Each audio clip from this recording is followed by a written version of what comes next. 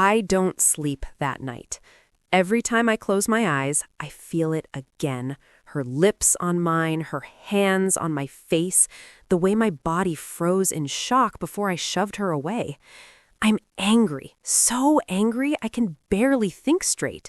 She had no right to confess feelings I never asked for, no right to touch me, no right to kiss me without my permission.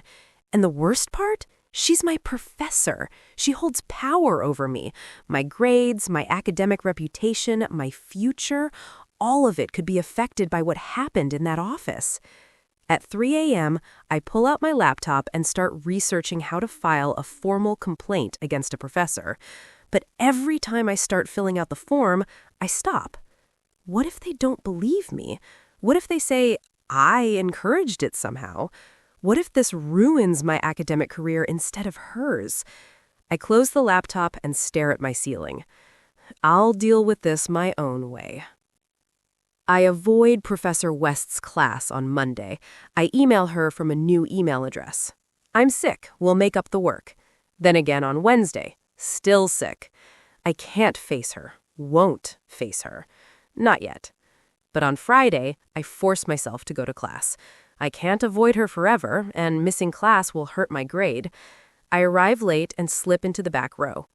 The moment I walk in, she stops mid-sentence. Her eyes find mine, and I see everything in that look. Guilt, relief, desperate hope. I glare at her and look away. She looks terrible. Dark circles, disheveled hair despite the neat bun, trembling hands. Good. She should look terrible. Class is awkward. She stumbles through her lecture, losing her train of thought multiple times. Students exchange confused glances. When class ends, I pack up as fast as possible. Emma? Her voice stops me at the door. Please, can we talk? I turn around slowly. No, Professor West, we can't. Just 2 minutes, please, she begs. I have nothing to say to you, I reply coldly and walk out. I feel her eyes on me the whole way. The first time I see her, I'm in the library on Tuesday evening. I'm studying for my biology exam when I get that prickly feeling of being watched. I look up. 3 tables away, partially hidden behind a stack of books, is Professor West. She's not reading, not working, just sitting there, staring at me with an expression that makes my skin crawl. When our eyes meet, she doesn't look away. She just keeps staring. I pack up my things and leave immediately, my heart pounding with anger and something that might be fear. The next day, she's at the coffee shop where I get breakfast, sitting in the corner, watching me. I walk right past her without acknowledging her and take my coffee to go. On Thursday, I see her outside the science building, just standing there, waiting, watching. Are you following me? I confront her, stopping a few feet away. I had a meeting, she stammers. In the science building? You teach literature, I say flatly. Stop following me, Professor West. I'm not, she starts. Yes, you are, and it's creepy and inappropriate, and if you don't stop, I will report you, I threaten. She goes pale. I'm sorry, I just wanted to make sure you're okay. I don't need you to make sure of anything. Leave me alone, I say and walk away. But she doesn't stop. The emails start coming daily. Emma, I know you're angry. You have every right to be. I just need you to know I'm sorry. I'm getting help. I'm in therapy. Please, if you need anything. Delete. I saw you in class today. You looked tired. I wanted to offer coffee, but I know I can't. I'm sorry for everything. I just want you to know I'm here if you need... Delete. I can't sleep. I can't eat. All I think about is how I hurt you, how I violated your trust. Dr. Morrison says I need to stop contacting you, but I can't help... Delete. Every single day, sometimes multiple emails, all apologizing, all claiming to be getting help, all saying they'll stop. But she doesn't stop. The following continues. The library, the coffee shop, the quad, always there, always watching. My roommate Jess finally confronts me about it. "Emma, that woman is stalking you," she says bluntly. "I've seen her outside our building 3 times this week, just standing there, staring up at the windows." "I know," I mutter. "You need to report her," Jess insists. "I'm handling it." But I'm not handling it. I'm just trying to survive each day. The worst happens during class. We're discussing the bell jar, and Professor West is lecturing about obsession and impossible desire. And she's staring directly at me while she speaks. "Sometimes we want things we shouldn't want," she says, her voice raw, her eyes locked on mine. "People we can't have, and that wanting becomes all-consuming. It destroys us from the inside out. We know it's wrong. We know we should stop, but we can't. The need, the obsession, it's stronger than reason, stronger than morality. It feels more real than anything else." The entire class goes silent. Everyone can feel the weight in the room. Everyone knows she's not talking about the book.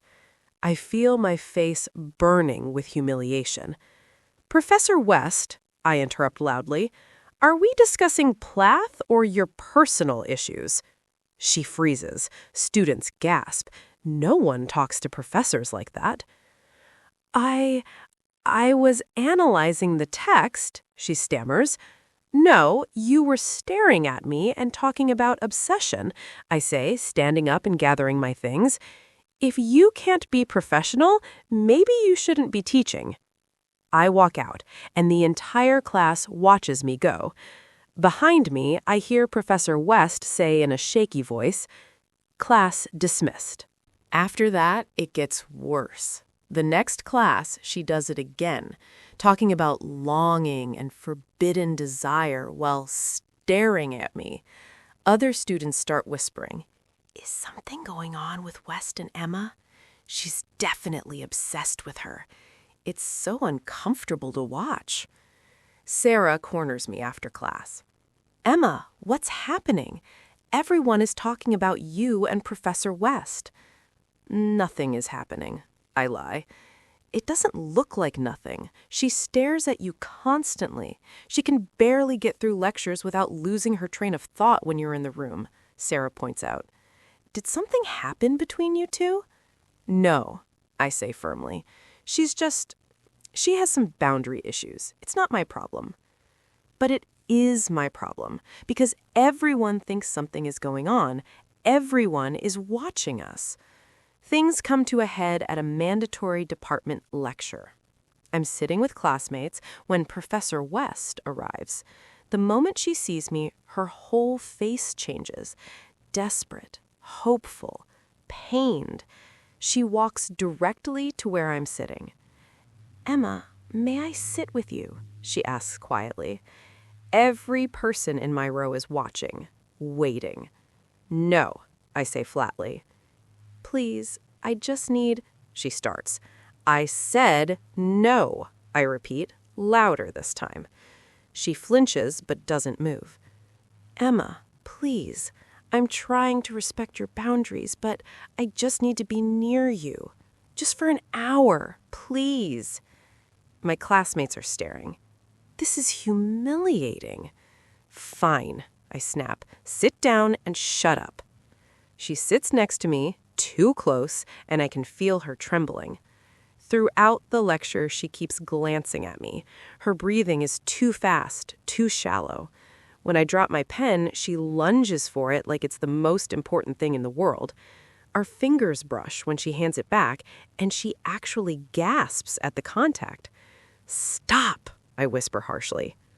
"I can't," she whispers back, and she sounds destroyed. "I've tried. I can't stop." "Everyone is staring at us," I hiss. She looks around and seems to realize for the first time that half the auditorium is watching us instead of the lecture. Her face goes white. She stands abruptly and practically runs out of the room. Everyone watches her go. Then they all turn to look at me. The whispers are immediate and vicious. I've had enough. After the department event humiliation, after weeks of following and emails and public obsession, I'm done being passive. I storm to Professor West's office and pound on the door. "Come in," her voice calls, shaky and small. I throw open the door. She's at her desk, looking startled. "Emma, We need to talk, now," I say, slamming the door behind me. "Of course, please sit," she starts. "I'll stand," I interrupt. "What the hell is wrong with you?" She flinches. "I'm sorry, I know You've been stalking me," I say flatly, "following me everywhere, sending me emails constantly, staring at me in class, making everything about you and your feelings and your obsession. Do you have any idea what you've done?" "I'm sorry," she begins. "Everyone thinks we're sleeping together," I shout. "Everyone is talking about us. My classmates ask me what's going on. My roommate thinks you're dangerous. People whisper about me in the halls. You've made my life hell, and you keep saying you're sorry, but you don't stop." "I'm trying," she says, tears forming in her eyes. "No, you're not," I yell.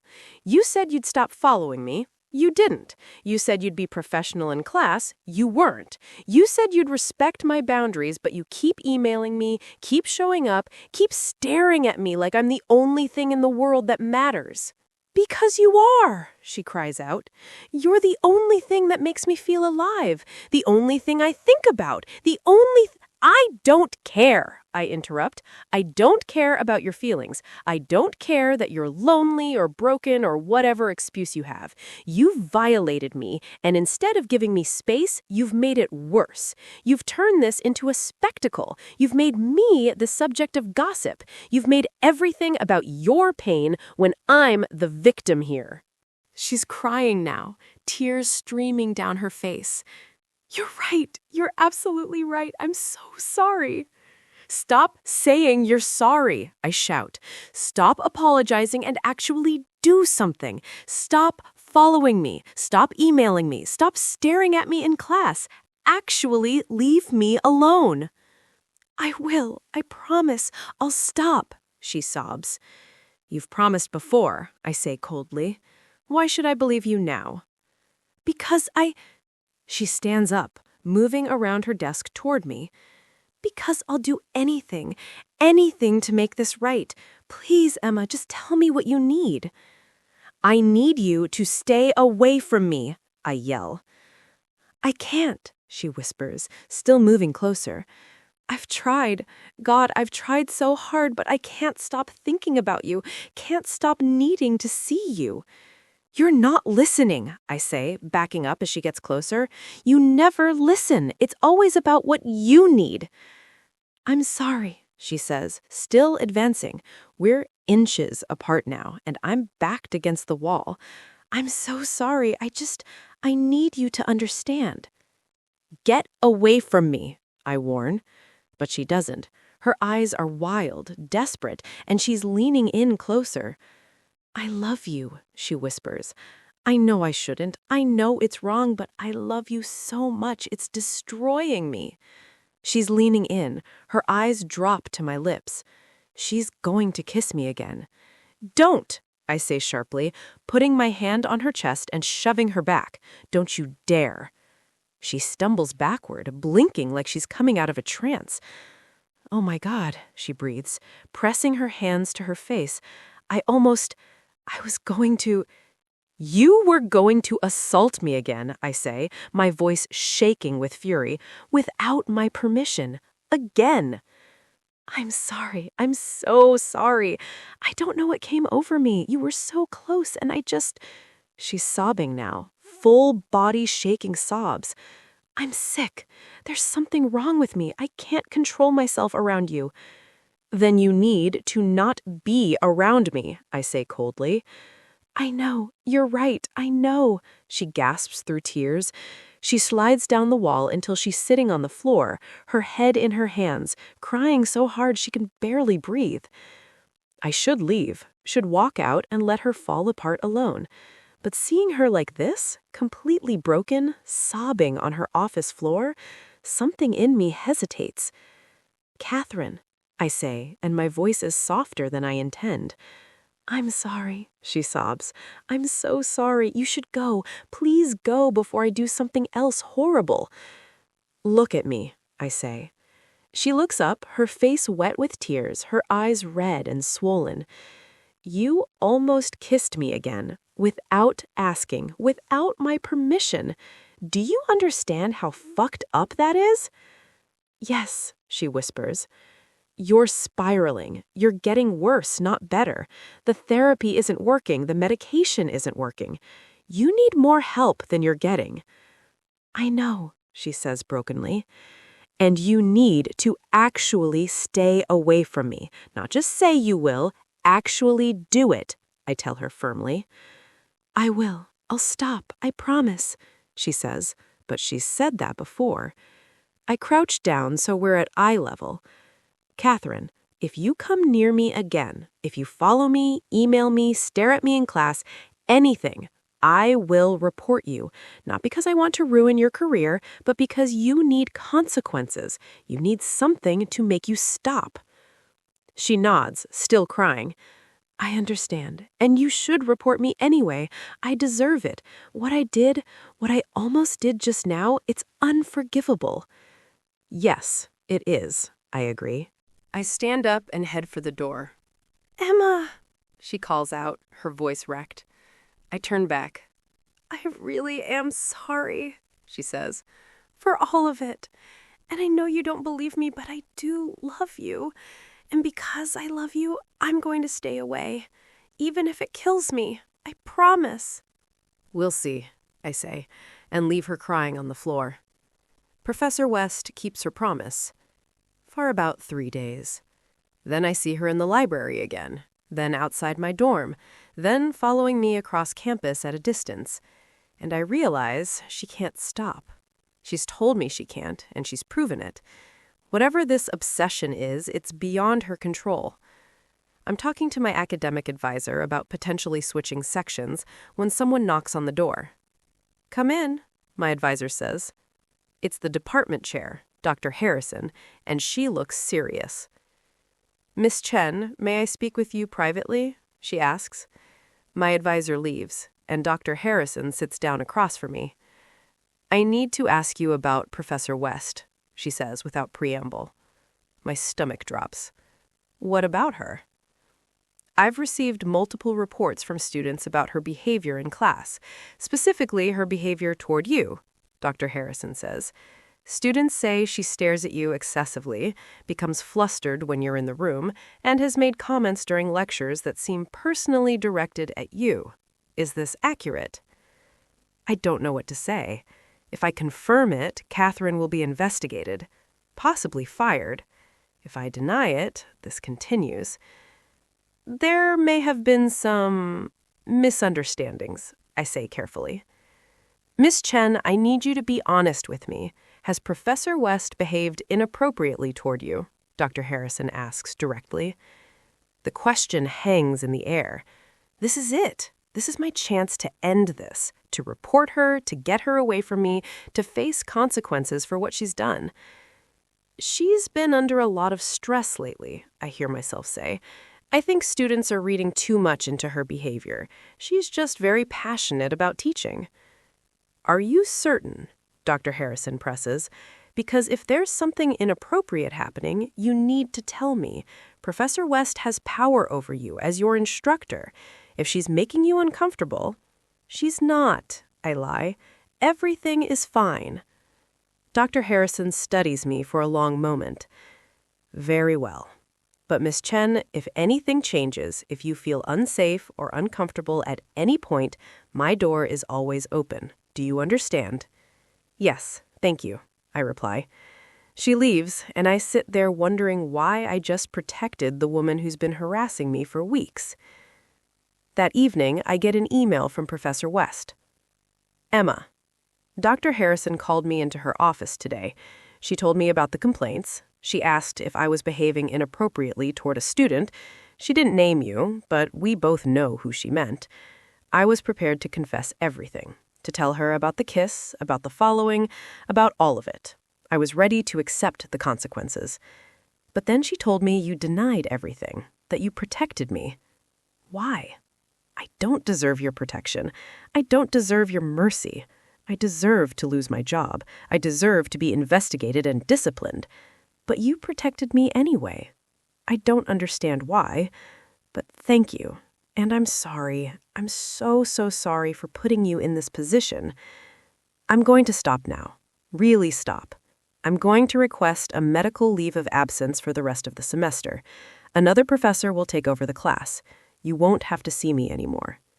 I know you don't believe me. You have no reason to, but I mean it this time. Goodbye, Emma. C.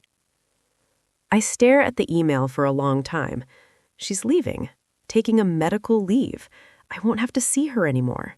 This is what I wanted, what I've been demanding for weeks. So why does it feel wrong? It's Friday night, almost midnight, and I can't sleep. I keep thinking about that email, about Catherine taking a medical leave, about never seeing her again. I tell myself it's relief I'm feeling, that I'm happy she's finally leaving me alone. But that's not what it feels like. I'm sitting at my desk, staring at nothing, when my phone buzzes. Unknown number. I almost don't answer, but something makes me pick up. Hello? I say. Heavy breathing on the other end. Then a familiar voice, slurred and broken. Emma.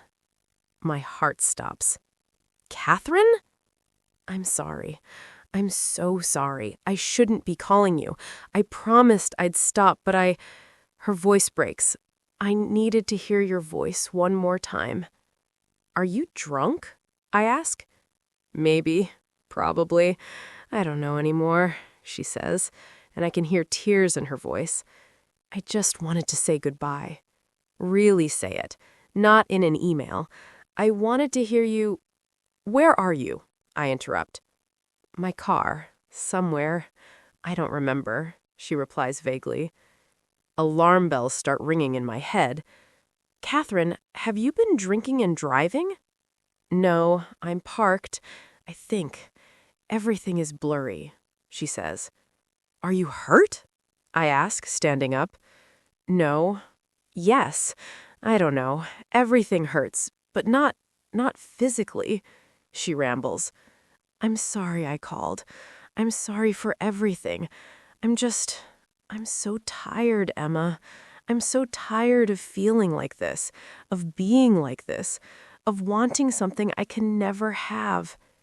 Catherine, where are you? I demand. Tell me where you are right now. Why? She asks, her voice small and broken. Why do you care? I ruined everything. I hurt you. You should hate me.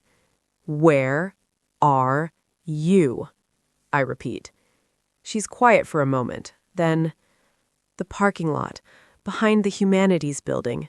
My car, the blue Honda. Stay there. Don't move. I'm coming, I say, already grabbing my jacket. No, don't. I'll just hurt you again.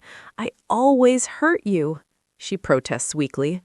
Stay there, I order, and hang up. I run across campus in the dark, my heart pounding. I don't know why I'm doing this, why I care, why I'm running to help the woman who's been making my life hell for weeks. But I can't stop. I find her car in the dark parking lot, blue Honda, and through the window I can see her slumped in the driver's seat. I knock on the window. She jumps, startled, then sees me and starts crying harder. I pull open the door. Move over. I'm driving. Emma, you shouldn't, she starts. Move over, I repeat firmly. She slides into the passenger seat, and I get behind the wheel. She's a mess. Mascara running down her face, hair disheveled. She smells like wine and desperation. "Have you eaten today?" I ask, starting the car. "I don't remember," she admits. "Have you slept?" "Not really. Not since everything," she says. I drive to a 24-hour diner and drag her inside, order her coffee and food she doesn't want.